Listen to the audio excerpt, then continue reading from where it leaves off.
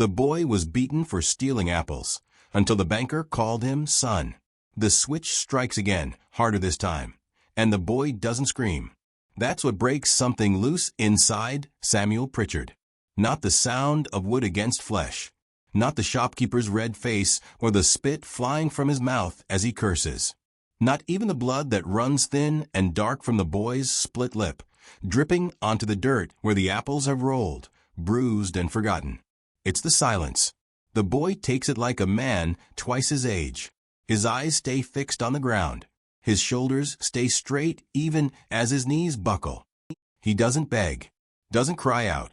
He just stands there in the middle of Silver Ridge's Main Street, under the high sun of an August afternoon, and lets the world punish him for being hungry. Samuel stands at the window of the First Federal Bank, one hand pressed flat against the glass, the other gripping the edge of his desk, so hard his knuckles go white. He's been watching for 30 seconds, maybe a minute. Time moves slow when you're deciding whether you're the kind of man who walks away or the kind who doesn't. The shopkeeper, a thick-armed man named Horace Dunn, who smells like tobacco and sweat, raises the switch again. It's a thin branch from a willow tree, stripped of bark, still green enough to bend without breaking. The kind that whistles when it cuts through air. "You steal from me again, boy," Horace shouts, loud enough for the whole street to hear, "and I'll have the sheriff lock you up till you rot." The boy doesn't answer. His shirt is torn at the shoulder. His feet are bare.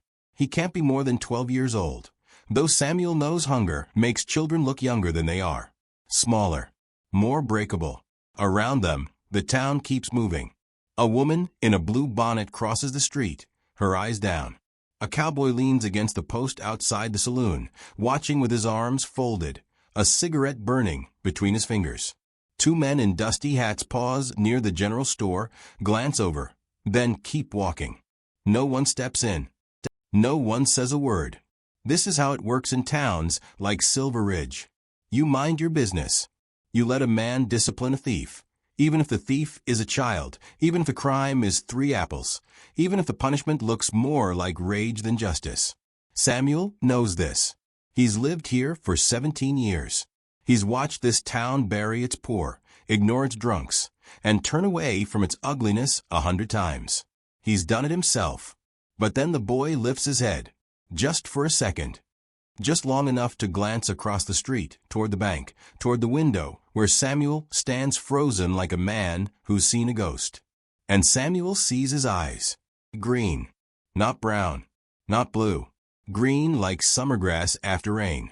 Green like the hills his wife used to paint in watercolor on Sunday afternoons.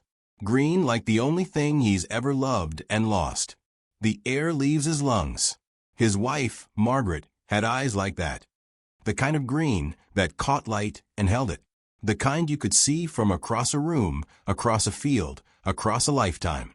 She'd been gone 5 years now. Fever took her in the winter of 1878, slow and cruel, burning her out from the inside, while Samuel sat beside her bed and prayed to a God he'd stopped believing in long before she died. Their son had her eyes too, Thomas. 8 years old when the fever came for him 3 days after it took his mother.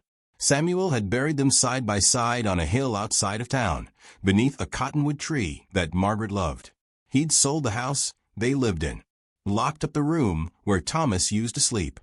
Stopped going to church. Stopped talking to neighbors. Stopped feeling much of anything except the weight of ledgers and loans and numbers that didn't ask him to remember. And now this boy, this stranger covered in dust and blood, is looking at him with his dead wife's eyes. Samuel's hand slips from the glass. He doesn't remember deciding to move. Doesn't remember opening the door or stepping into the street. But suddenly he's there, standing between the shopkeeper and the boy, his voice coming out low and steady in a way that surprises even him. "That's enough, Horace." Horace lowers the switch, his chest still heaving.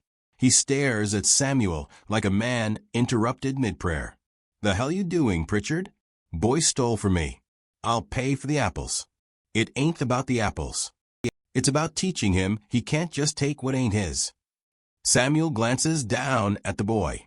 Up close, he looks worse. There's a bruise spreading purple across his cheekbone. His lip is swollen. His arms are thin as kindling.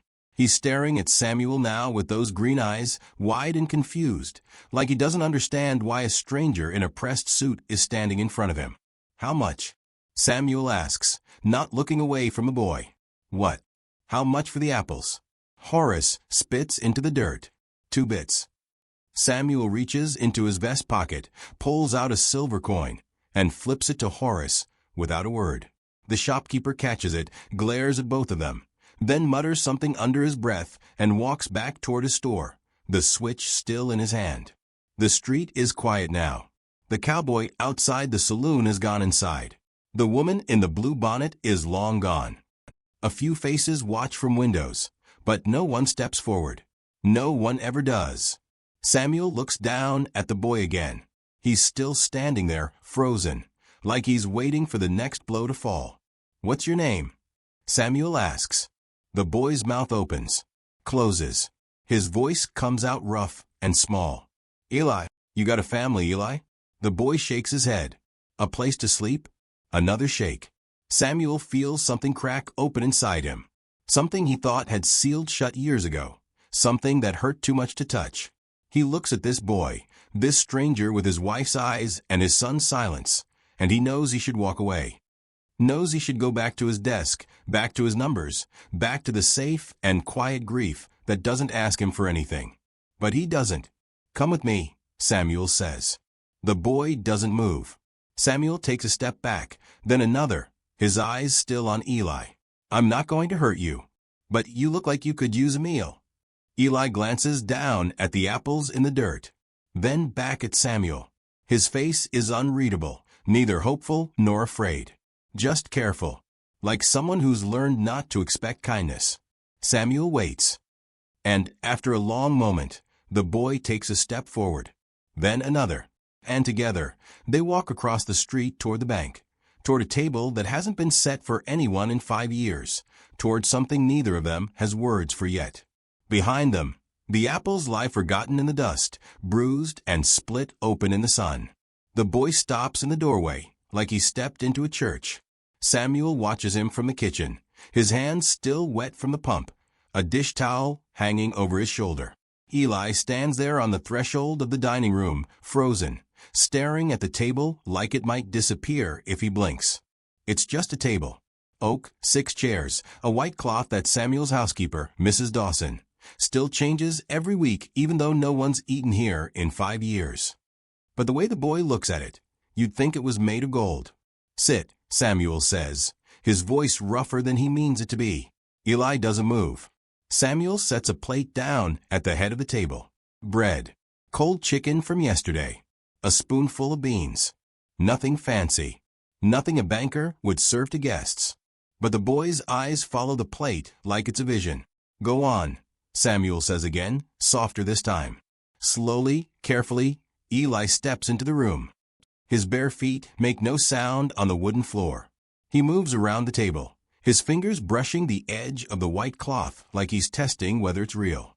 Then he stops at the chair to Samuel's right, the same chair Thomas used to sit in. Samuel feels his throat tighten. He tells himself it doesn't matter. It's just a chair. Just wood and nails and varnish. But when the boy pulls it out and sits down, the legs creak in a way Samuel hasn't heard in half a decade. And suddenly he's back there. Back in 1878, back when this table wasn't empty, back when his wife hummed while she set out plates, and his son kicked his feet under the table and complained about eating vegetables. Eli sits perfectly still, his hands in his lap, his eyes on the plate in front of him. "You can eat," Samuel says. The boy glances up at him, suspicious. Like this might be a test. Like someone might take it away the second he reaches for it. Samuel sits down across from him and picks up his own fork. He's not hungry. Hasn't been hungry in years. Not really. But he figures the boy needs to see someone else eat first. Needs permission. After a long moment, Eli picks up the bread. He doesn't tear into it the way Samuel expects. Doesn't shove it in his mouth like a starving animal. Instead, he breaks off a small piece. Holds it between his fingers. Brings it to his lips slowly, like he's memorizing the weight of it, the smell, the feeling of having something to eat that no one's going to take from him. He chews carefully, swallows, then breaks off another piece. Samuel watches him and feels something twist in his chest. This is what hunger looks like when it's lived with someone long enough to teach them caution, when it's made them afraid to hope, when every meal might be the last one, so you make it last as long as you can.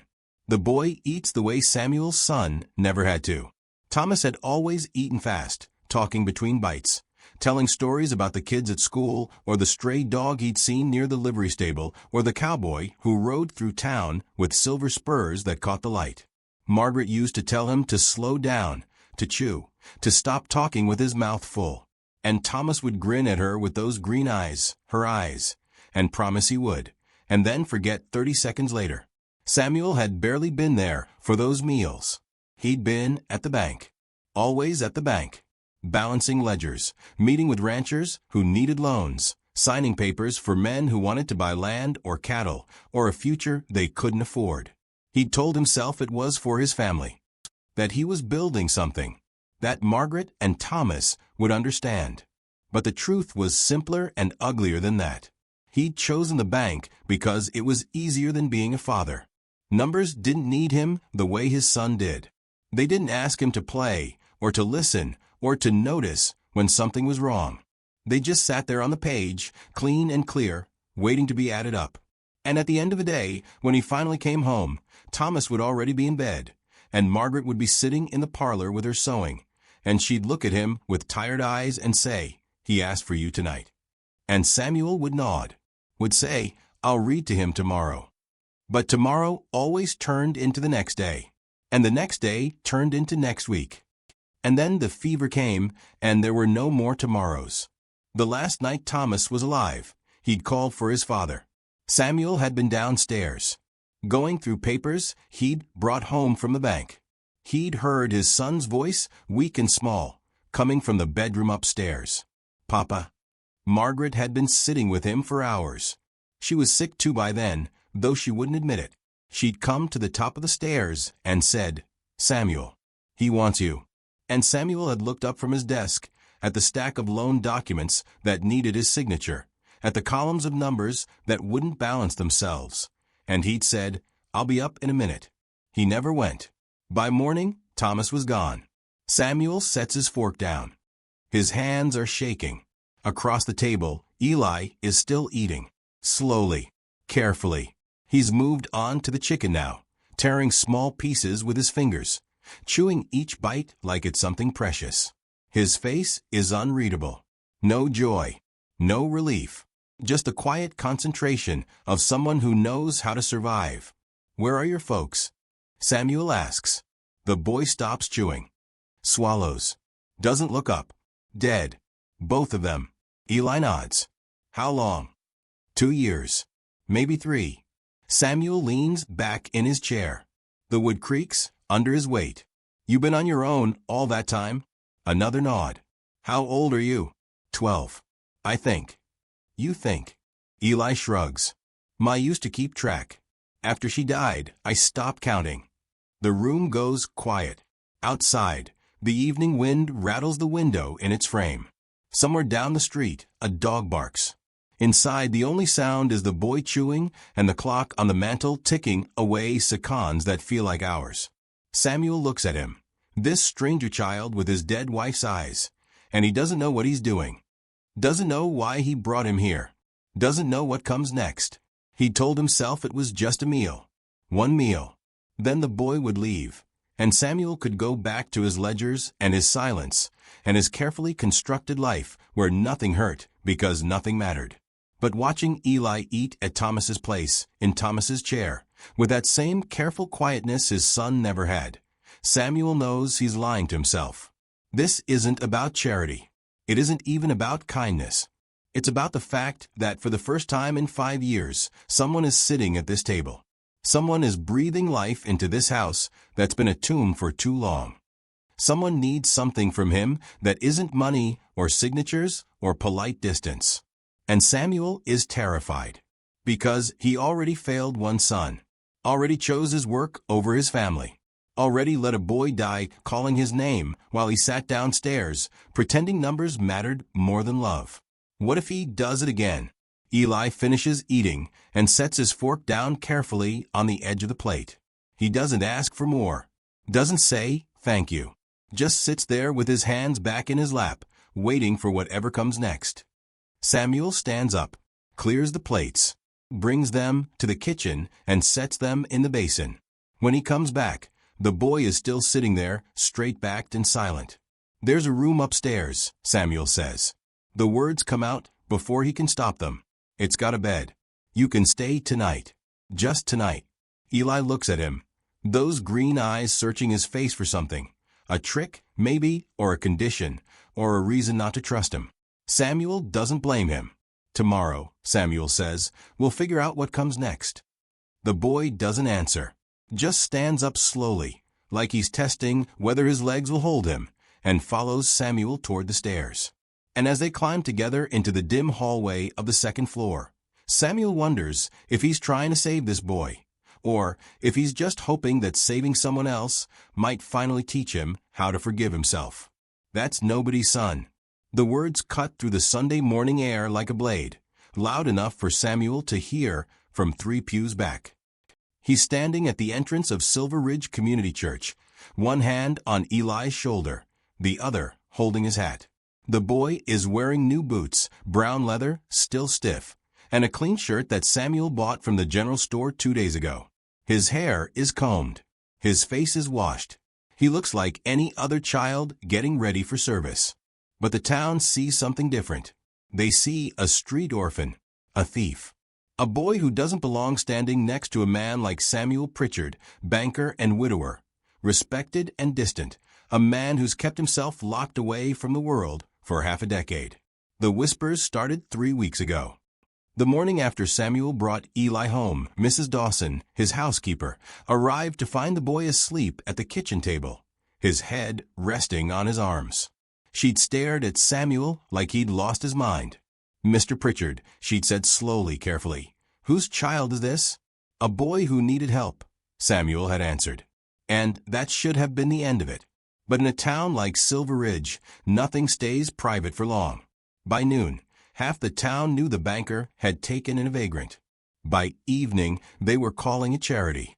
By the end of the week, they were calling it foolishness. When Samuel walked Eli to the schoolhouse that first Monday morning, the teacher, a stern woman named Miss Hartwell, looked at the boy like he'd brought her a stray dog. "He doesn't have any records," she'd said, her arms crossed. "No birth certificate. No proof of schooling." "Then we'll start him where he is," Samuel had replied. She'd let Eli in. But the other children kept their distance. They'd heard the stories. They knew he was the boy who stole apples, the boy who slept in alleys, the boy with no family and no name that mattered. Samuel felt their stares every time he picked Eli up after school, felt the weight of judgment from ranchers and cowboys and shopkeepers who nodded politely but didn't hide their confusion. A man like Samuel Pritchard didn't take in strays. He kept to himself, kept his grief private, kept his distance from anything that might ask him to feel again. But here he was, walking a 12-year-old boy to school every morning, buying him clothes, teaching him to read by lamplight in the evenings, the way he should have taught his own son. And the town didn't understand it. Neither did Samuel, if he was honest. He'd told himself it was temporary, that Eli would stay a few days, maybe a week, just until Samuel figured out where the boy could go. But days turned into weeks, and every time Samuel thought about asking around, about finding the boy a place with a family, a farm, somewhere else, he'd see Eli sitting at the table, or reading quietly in the corner, or standing at the window watching the sunset, and the words wouldn't come. Because the house didn't feel like a tomb anymore. It felt like something that might, someday, be a home again. But the town wasn't ready to accept that. And neither was Horace Dunn. 2 Sundays ago, Samuel had taken Eli to the general store to buy him a coat for the coming winter. They'd barely walked through the door when Horace appeared from behind the counter, his face red, his jaw tight. "I don't serve thieves," he'd said, loud enough for everyone in the store to hear. Eli had frozen beside Samuel, his eyes on the floor. Samuel had stepped forward, his voice low and steady. "The boy's with me, and he's no thief. He stole from me, and I paid you for it. Twice what those apples were worth." Horace had leaned across the counter, his breath sour. "You think buying him new clothes makes him something he ain't? He's still a vagrant, Pritchard. Still a nobody. And you parading him around town like he's your own son ain't gonna change that." The store had gone quiet. A woman near the fabric section had stopped mid-sentence. A cowboy by the door had turned to watch. Even the clerk stacking cans had paused, his hands still in the air. Samuel had looked at Horace for a long moment. Then he'd placed his hand on Eli's shoulder, the same way he was doing now, standing in the doorway of the church, and said, "He's not nobody. Not anymore." Then he'd walked Eli out of that store, bought the coat somewhere else, and never set foot in Horace Dunn's shop again. But the whispers didn't stop. "He's trying to replace his dead son," some said. "He's gone soft in his grief," others muttered. "It won't last," the worst of them predicted. "Man like that doesn't know how to be a father. Never did." Samuel heard it all, felt it in the way people looked at him when he walked down the street with Eli beside him, felt it in the long pauses before they said good morning, in the careful way they asked how he was doing, in the pity that lived just behind their polite smiles. And maybe they were right. Maybe he didn't know how to be a father. Maybe he'd already proven that once, in the worst way possible. But he was trying. He taught Eli to read using Thomas's old school books, the ones Margaret had saved in a trunk upstairs. He showed him how to tie a necktie, how to shine his boots, how to sit at the table with his back straight and his elbows off the cloth. He let him sleep in the room that had been locked for 5 years, Thomas's room, and every time he walked past it and heard the boy breathing softly in the dark, Samuel felt something crack and heal inside him at the same time. It wasn't adoption, wasn't legal, wasn't anything a judge or a ledger would recognize. But it was real. And now, standing in the doorway of the church with the whole town watching, Samuel knows what he has to do. He'd thought about it all week, prayed on it, though he wasn't sure God was listening, rehearsed the words in his head 100 times. But none of that matters now. Because when he looks down at Eli, at this boy with his wife's green eyes and his own second chance, Samuel knows the truth. Words are cheap, but speaking them out loud, in front of everyone, makes them real. He walks down the center aisle, Eli beside him, and takes his seat in the third pew where his family used to sit. Margaret on his left, Thomas on his right. Now it's just him and the boy, and the space between them feels both empty and full at the same time. The preacher, Reverend Calhoun, an old man with white hair and kind eyes, steps up to the pulpit and opens his Bible. The congregation settles. The room goes quiet except for the creak of wood and the rustle of Sunday dresses. But before the Reverend can speak, Samuel stands. The whole church turns to look at him.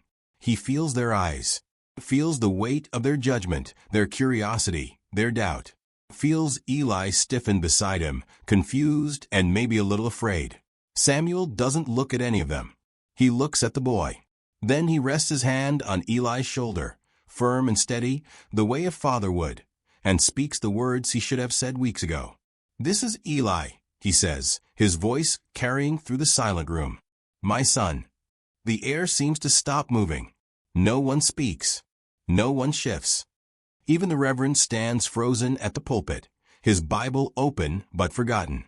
Samuel feels the boy's shoulder tremble under his hand, sees the tears start to well in those green eyes, though Eli doesn't let them fall. He's nobody's son, someone had said. But they were wrong. Samuel squeezes the boy's shoulder gently, then sits back down. Eli sits beside him, staring straight ahead, his hands gripped tight in his lap. The preacher clears his throat, opens his mouth, begins the service. But Samuel doesn't hear a word of it. Because for the first time in 5 years, he's said something true. Something that can't be written in a ledger or balanced on a page. Something that doesn't need a law or a signature to make it real. He's claimed this boy. Not out of pity, not out of guilt, but out of love. And whatever comes next, Whatever the town says, whatever mistakes he makes, whatever failures still wait for him in the years ahead, Samuel knows one thing for certain. He won't walk away this time. The apple tree sapling trembles in Eli's hands as he lowers it into the ground. He's 24 years old now, broad in the shoulders, steady in his hands, with lines around his eyes that come from squinting at ledgers and lamplight, and smiling more than a boy who grew up stealing apples ever thought he would. His suit is dark wool, pressed and clean. His boots are polished. And on his wrist, catching the afternoon sun, is Samuel's old pocket watch, the one Samuel gave him 3 years ago when Eli took over the bank's accounts and proved he had a mind for numbers that rivaled his father's. His father. The word still sits strange in Eli's mouth sometimes, even after 12 years. But they fit better now. Sit deeper. Mean more than blood or law or any paper a judge could sign. Behind him, the house stands quiet. The same house where Samuel brought him that first night, dirty and beaten and too afraid to hope. The same kitchen where he ate his first real meal in years. The same table where Samuel taught him to read, one word at a time, patient as winter turning to spring. The same room upstairs where Samuel died 3 days ago. Eli presses the soil around the sapling's roots with his hands, feeling the cool earth between his fingers. He doesn't cry. Hasn't cried since the morning he found Samuel in his chair by the window, his hands folded in his lap, his eyes closed like he'd just decided to rest for a moment and never woke up. The doctor said it was his heart. Said it had been weak for years, probably since Margaret and Thomas died. Said Samuel had lived longer than most men carrying that kind of grief. But Eli knew better. Samuel hadn't just been carrying grief. He'd been carrying guilt. The weight of a son he couldn't save. The weight of all the nights he worked late while his family waited for him. The weight of one moment, one choice, that he spent the rest of his life trying to undo. And maybe he had. Maybe bringing Eli home, teaching him, raising him, claiming him in front of the whole town. Maybe that had been enough. Eli hopes so. He'll never know for sure. He stands up, brushes the dirt from his hands, and looks at the young tree. It's small now, fragile.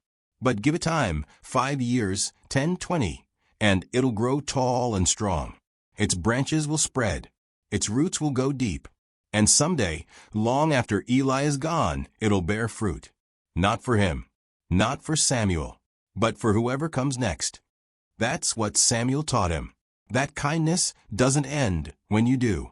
That the things you plant keep growing long after your hands are dust. Eli had learned that lesson slowly, over years. The first year had been the hardest. He'd waited every day for Samuel to change his mind, to tell him it was time to leave, to admit that a banker didn't need a street orphan cluttering up his house and his life. But Samuel never said it. Instead, he taught Eli how to write his name, how to add and subtract, how to tie his boots and comb his hair and sit through church without fidgeting. He bought him clothes that fit, took him to the barber, walked him to school every morning and picked him up every afternoon, no matter how many whispers followed them down the street. And at night, when Eli woke up from nightmares about being hungry or alone or beaten in the street, Samuel would hear him and come sit at the edge of his bed, quiet and steady, until the fear passed.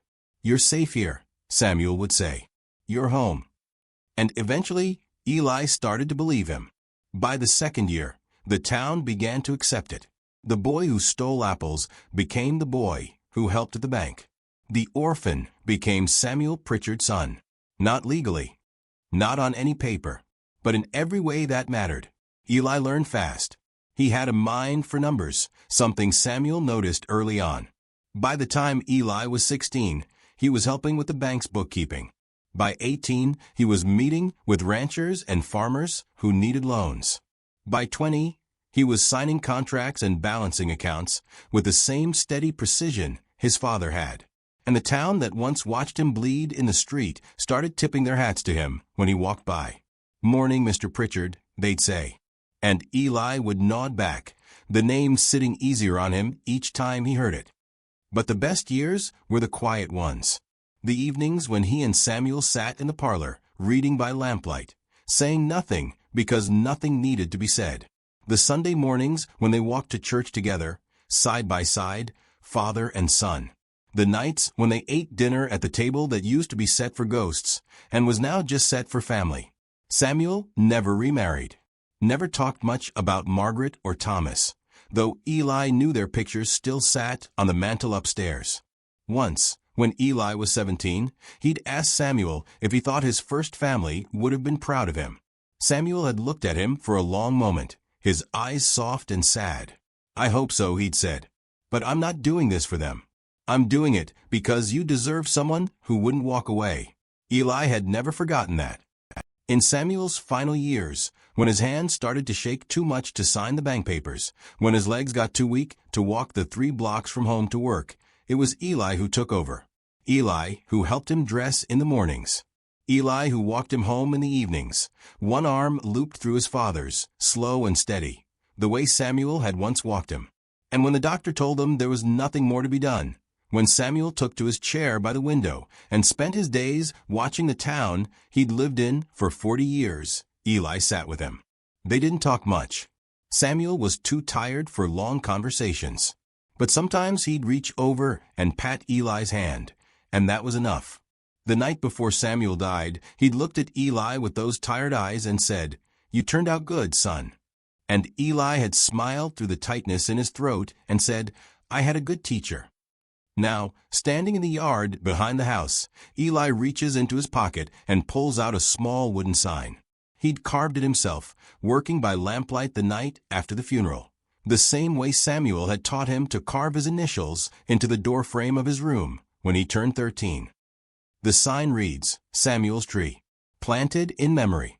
1895. He drives a stake into the ground beside the sapling and ties the sign to it with twine. Then he steps back and looks at the tree one more time. It's small now, but it'll grow." The funeral had been 2 days ago. The whole town came. Ranchers and shopkeepers and cowboys who'd borrowed money from Samuel over the years. Miss Hartwell, the schoolteacher. Mrs. Dawson, the housekeeper, who cried into her handkerchief the whole time.